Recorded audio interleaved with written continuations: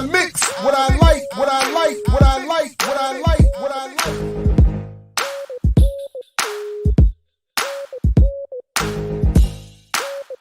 I mix what I like, what I like, what I like, what I like, what I like. All right, what's up, world? Welcome to this special edition of I Mix What I Like Live. Again, I'm Jared Ball, happy to be your host. Please make sure you're all signed up at blackpowermedia.org and following all the appropriate social media that's scrolling down there at the bottom.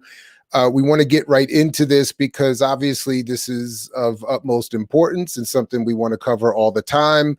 And stay abreast of, and there are constantly updating and changing developments, and we have to make way because at 5:30 p.m.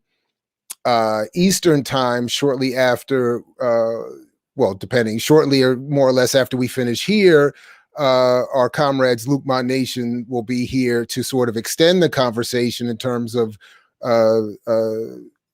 dealing with all of these related problems and why Pan-Africanism is important and plays a role. So stay with Black Power Media as much as you can, and go. And then, of course, when we finish with these lives, go catch up on all of the previously produced videos, of which there are many and more coming all the time. So, well, that said, I'm joined by two comrades, one very well known to me and to us, Dr. Todd Stephen Burrows, and one less so, at least to me. But it's a pleasure to meet Michael Schiffman from across at least several ponds, I believe, somewhere on the other side of the world, but connected through this struggle over the defense of Mumia Abu-Jamal. So I want to welcome you both. Thank you for joining us this afternoon and evening.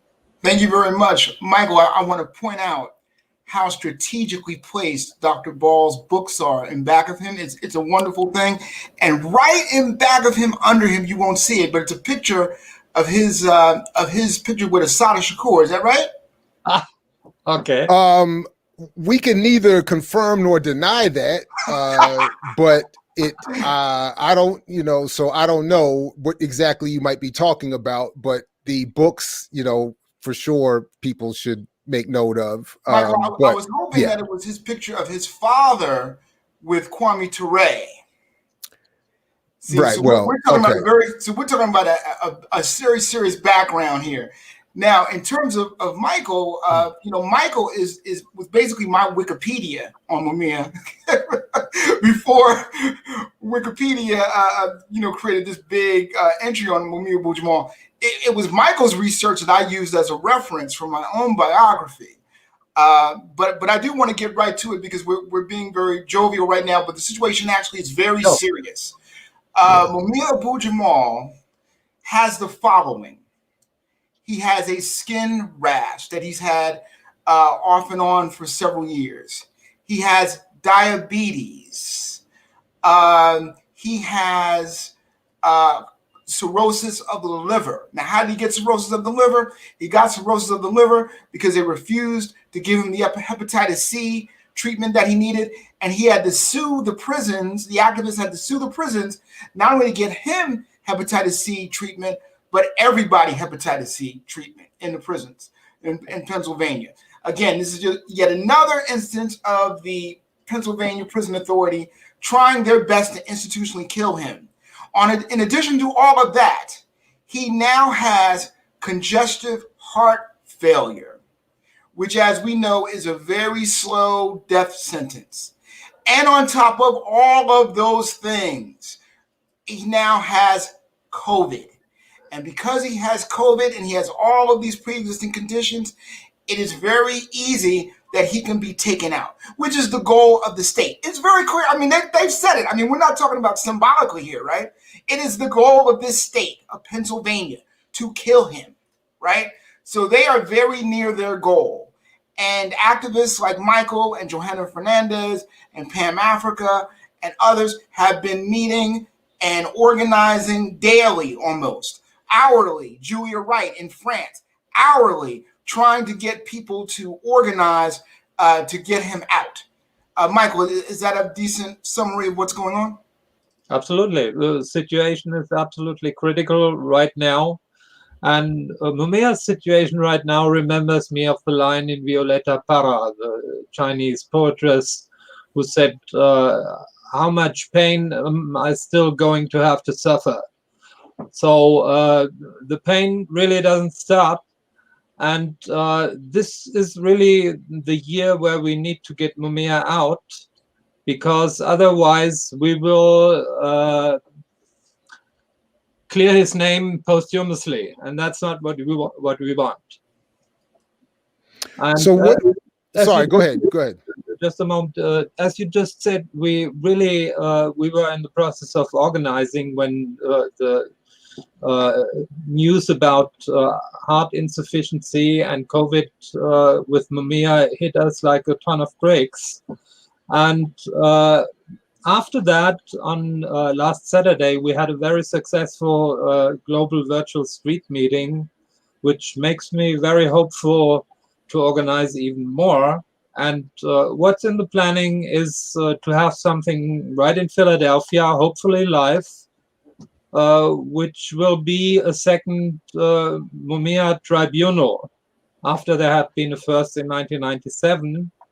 And this tribunal will really not just try to inform the public what this case has been about, but it should also be a critical step to get him out.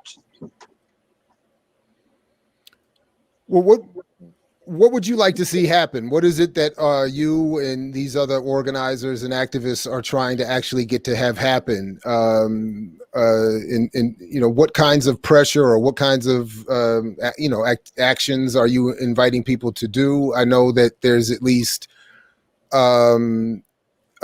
this call that has gone out where people are being asked to send as a template this email or to make calls to and emails to Governor Tom Wolf and the District Attorney Larry Krasner in Philadelphia. But to you, Michael and Todd, what are folks being asked to do? What would you all like to see happen? I mean, these two addresses are the most immediately important ones. For one thing, Governor Wolf has been saying he's going to release prisoners because of the COVID situation. He's going to release 1,800, and so far it's just been a trickle, just a couple of dozens. So he hadn't even made good on this, and 1,800 is, of course, far too low a number. So that's the governor angle. So because he has the power to do that. The other angle is Larry Krasner, as most listeners to this show probably know, ran on a progressive platform and basically on a decarceration platform. So we have to ask the question, when is the time for decarceration, if not now? With the absolutely critical situation around COVID, and with particularly in Pennsylvania, many older prisons having been in prison for decades, and they need to be released because most of them have not been sentenced to death, but their current situation amounts to a sentence of death. And that could very well also be true for Mumia. So we have, even from a purely humanitarian angle, we have a lot of things going for us, and these two are the most important addresses, DA Larry Krasner and Governor Tom Wolf. Apart from that, two other important addresses would be John Wetzel, who is the boss of the whole carceral institutions in Pennsylvania, and the bosses in SCI Mahanoy, where Mumia right now is incarcerated. And I just want to add, Mumia fits basically all of the categories to get out, right? He's over 65. Yes. He has, pre-existing conditions. He's been a model prisoner. We can incidentally talk about the 21 constitutional violations, right? But we've done that already on this show, right? Yes. Brother Jared had myself and Lynn Washington on, and we spent hours literally talking about all of the constitutional violations with Mumia Abu-Jamal and all the attempts to kill him. So, I mean, if there's an argument to be made for a compassionate release, the man is going to be 40 years in jail under lock and key on December 9th, right? If there's ever a case for a compassionate release, it's this. Now, we know that the entire state runs a legal system, but then when it comes to Mumia Abu-Jamal, they make up extra rules, they make up extra obstacles. So we understand what Lynn Washington has called, of course, Mumia exception, right? Yeah. In this case, Mumia is not exceptional, right? There are many older prisoners who are nonviolent, who are model prisoners, and who are ill and who need to get out before they get COVID and die. So Mumia can just go right into that group, and that would make a lot of sense to people. It wouldn't make sense to, of course, the Fraternal Order of Police and the state correction facility, and that's the problem that we have at this hour. Yeah, and I would invite people also to check all of our discussions with Dhoruba bin Wahad, but particularly those where he's discussed this issue of the police unions, which are a real problem. But by the way, have the authorities offered up an official response as to why they haven't released Mumia? Do they have an official position or statement, or are they just being quiet and not doing it? No, so far there has only been stonewalling with Mumia, with regard to Mumia in particular. There was an online event, as I understand, with Larry Krasner, where a few people from our people got on and asked questions, but he basically evaded the question. He said this, that, and the other thing, but actually he refused to even deal with the case of Mumia. Krasner is on tour because he has a very laudatory documentary film done on him. And he's being looked at as a rising politician. And as far as I know, because I haven't been to all the meetings, Michael's been to more of the meetings than I have. But what I understand is that the strategy is that wherever Krasner goes, virtually or physically, there's going to be a Mumia supporter who's going to press him on this issue. So we need constant pressure by phone, as well as this kind of a presence, because the only thing these people are going to respond to is pressure. We learned that when Johanna Fernandez found out that Mumia had hepatitis C, and of course, bum rushed the prisons, and people called the prisons until he got the proper care that he needed. That happened because people just wouldn't stop calling the prison, and the prison officials got tired of it and then gave him what he needed. When he sued, the prisons understood that, okay, they were in an untenable position, so they had to give hepatitis C treatment to everybody. So these are people that we see respond to pressure. So the pressure has to be consistent and it has to be strong. Well, usually we stop here and make pitches for people to hit the like button and the subscribe button and do all of that stuff. But we definitely want to invite people now to even if that means peeling themselves away from this broadcast, to send off an email or make one of these phone calls. We talked earlier. Honestly, I can't remember which conversation it was around. I want to say Sophia Elijah, when she was on to talk about the Sundiata Acoli campaign. But they confirmed, as you did just now, Todd, that these to a certain extent, the calls and emails have an impact. We don't want to overly fantasize about them, but they do have an impact. So I don't want to. I wouldn't want anybody to think, well, those three on the discussion right now, they've sent in emails and called, so we don't have to. Or I know someone else in the chat will. We want everybody, certainly who watches this or is watching this now, to make a call, send in an email, and do it. I really is a kind of a bare minimum to support this man to get him out. And this honestly, bare minimum around the yeah. world would result in the prison authorities doing something, because they just, in other words, just to stop having the thousands of phone calls every day. I mean, they would do something if they knew that the phone calls would stop.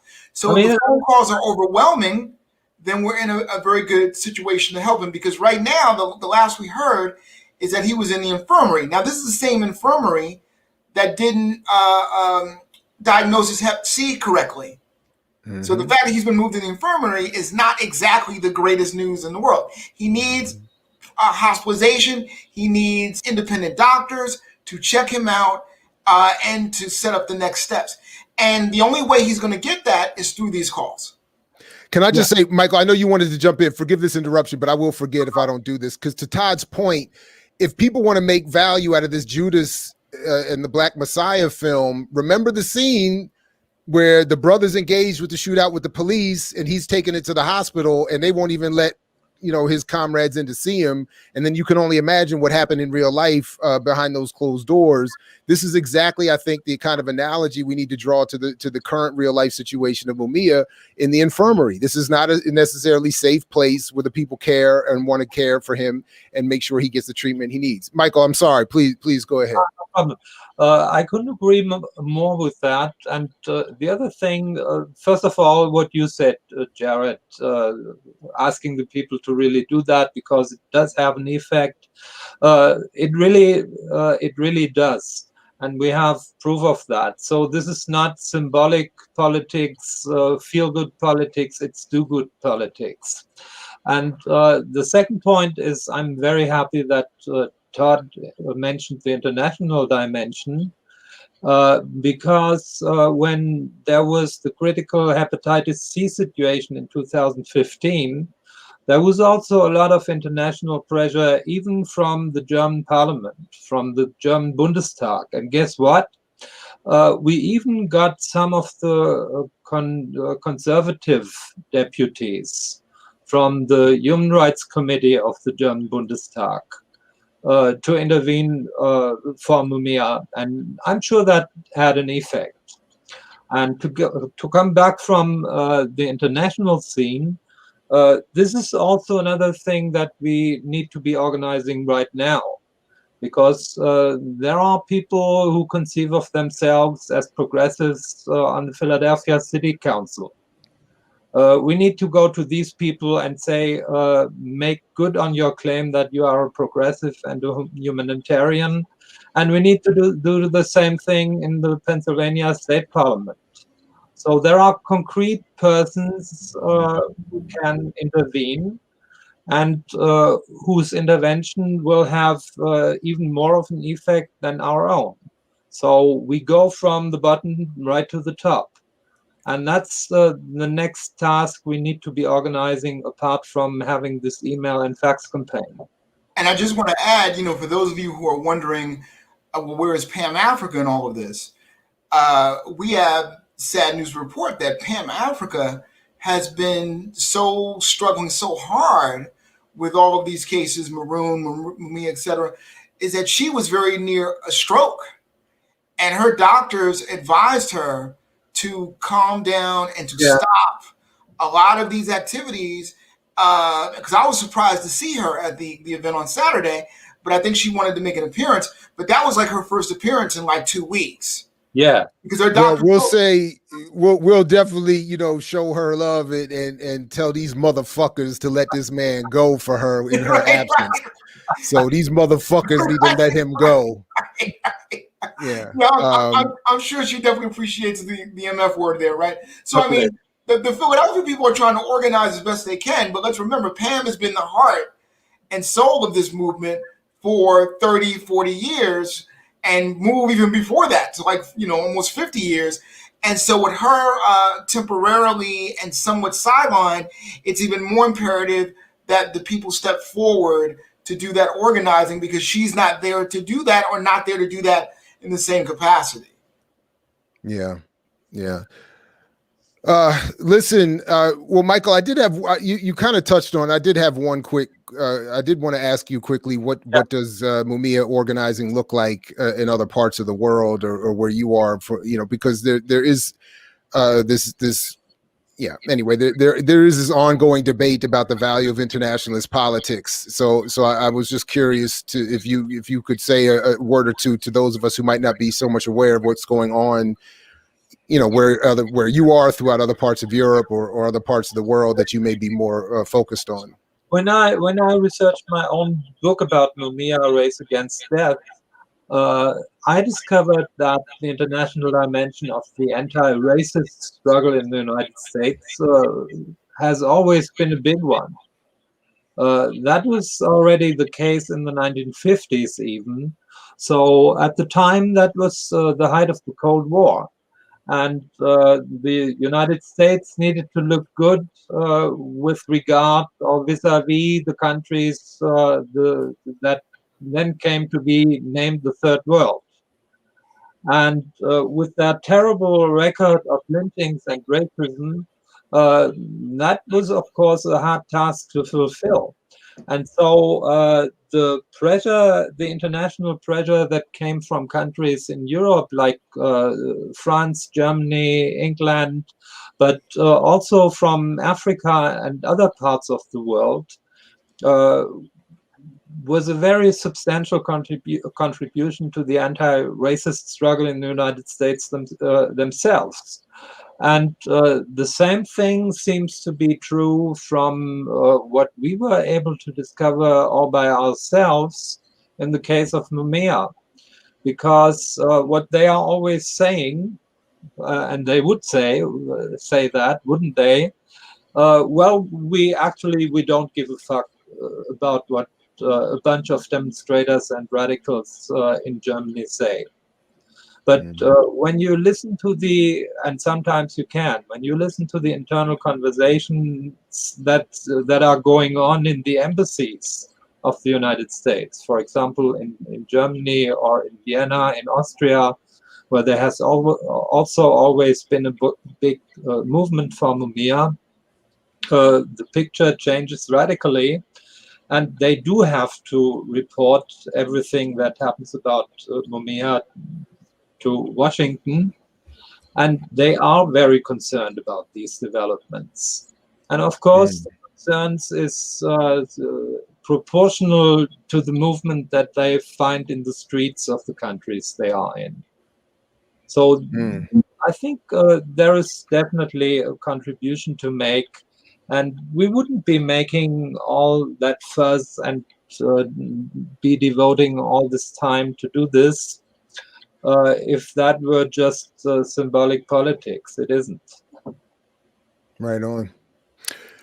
Mumia has 2 streets named after him in France, by the way. Yes. Correct. Yep. How many does he have named after him here? Don't know. Yeah. Anyway, I don't know if there are any comments. I didn't see any comments or questions, or particularly questions in the chat. But if anybody has any for our guests, please either submit them or resubmit them. Honestly, I don't know what else that I can invite you all to say. So please, I'm not I want to say rushing you, but I just want to make sure that you all get out what you need to. Sorry, go ahead, Todd. No, the only thing I want to say is that since we have Michael on here representing the European perspective, is I want to make a plug for Mumia's 3-volume series Against Empire, the Murder Incorporated series. I know it's a little early to talk about his legacy, right? But Mumia is going to go down as one of the top Black intellectuals in the late 20th, early 21st century.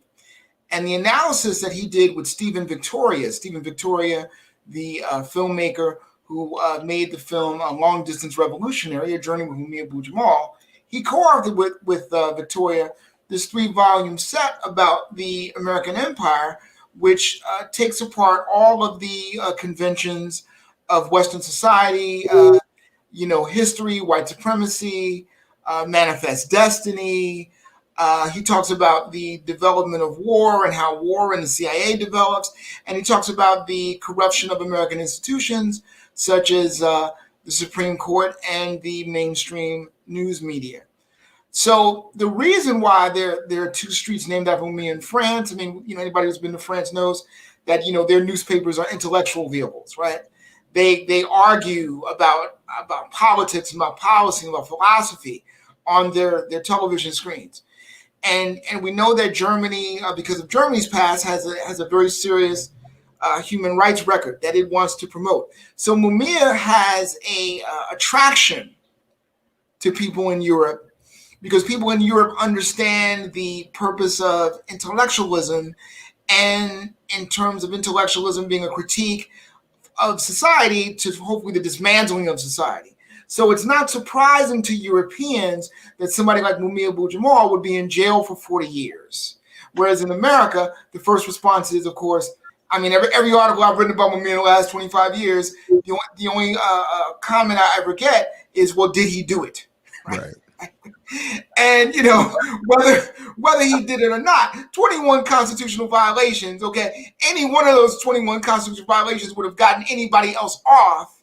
Okay, that gives you the answer that America is interested in. So there is a very serious relationship with Mumia and people around the world, because I think they understand better how he fits in the history of world revolutionaries and world intellectuals. And I just wanted to add that.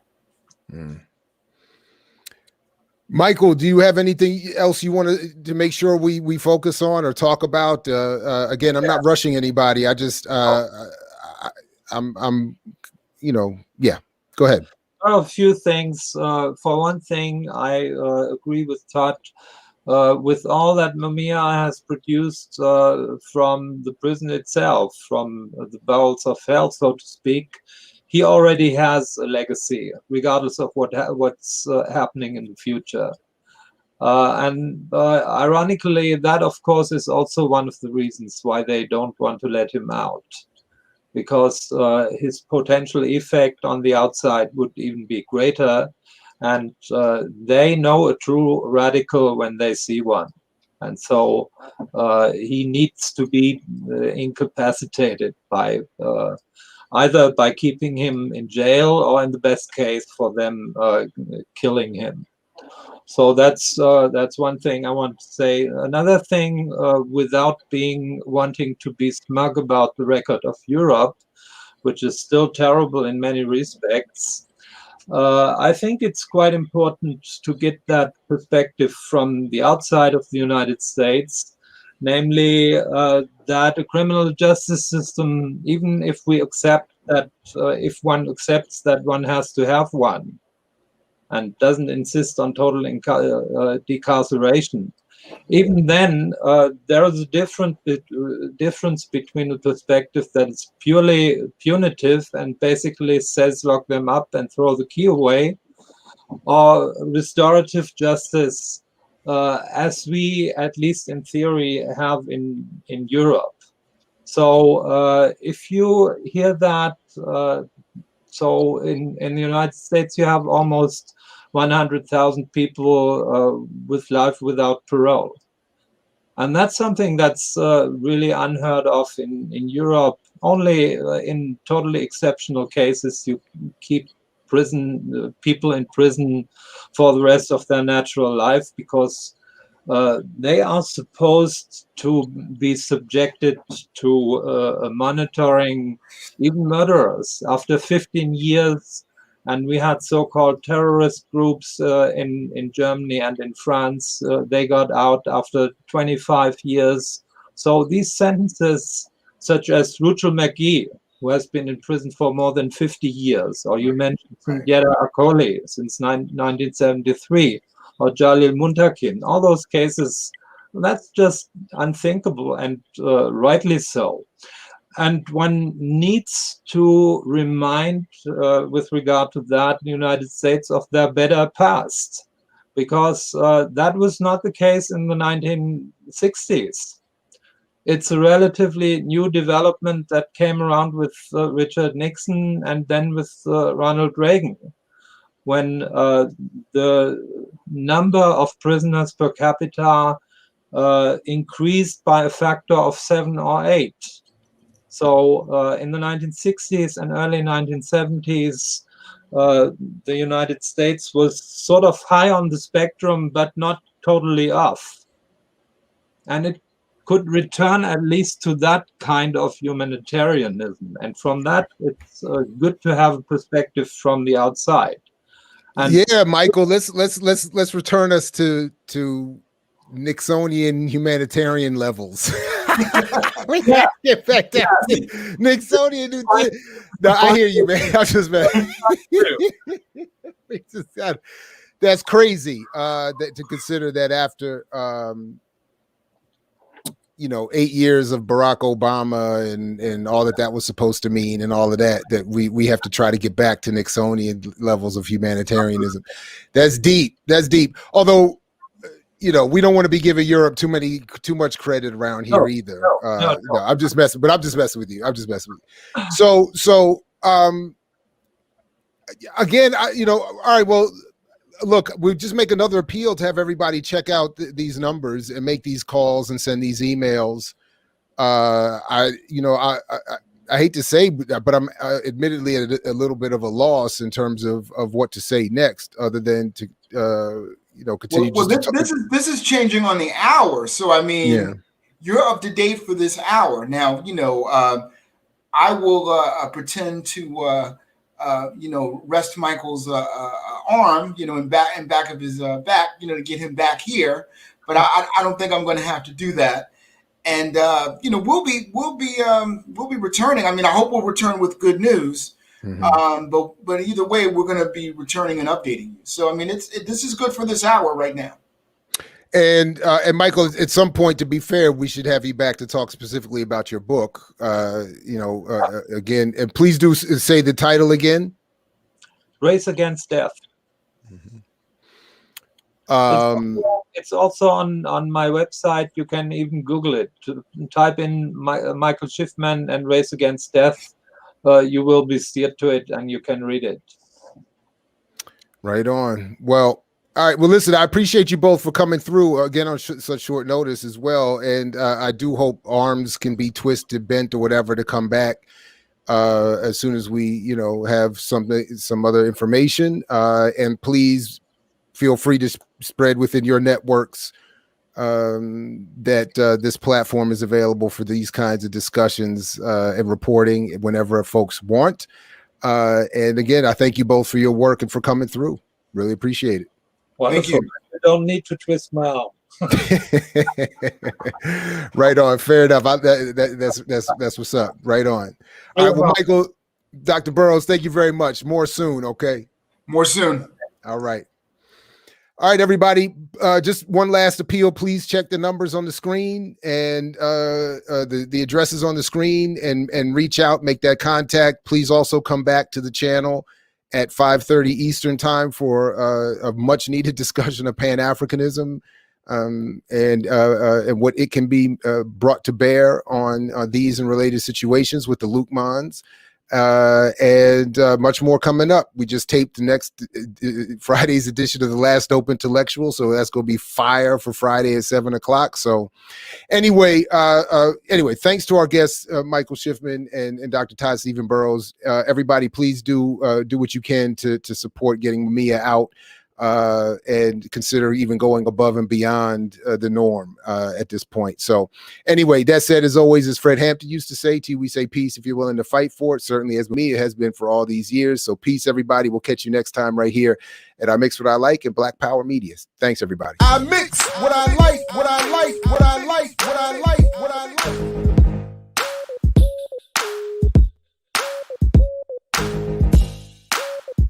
I mix what I like, what I like, what I like, what